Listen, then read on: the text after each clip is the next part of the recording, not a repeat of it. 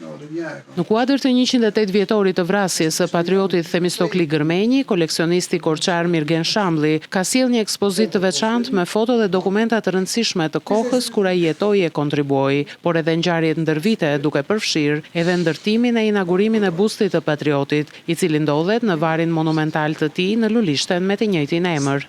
Këtë ekspozitë kemi bërë për nder të erojit Themistokli Gërmenji, me rastin e përvjetorit të tij të vdekjes, që ishte data 9 nëntor. Ekspozita përmbledh materiale nga vari monumental që ndodhet në bashkë me emrin e tij, Themistokli. Dhe kam krijuar domethënë këtë ekspozitë me foto momente nga inaugurimi i monumentit dhe në vazhdimsi pjesa e luftës deri në ditët e sotme, përfshim dhe 100 vjetorin e krajines autonome që u bë para disa vjetësh. Dhe vazhdojmë dhe mbledhim materiale rreth figurës së Themistokli Gërmenjit.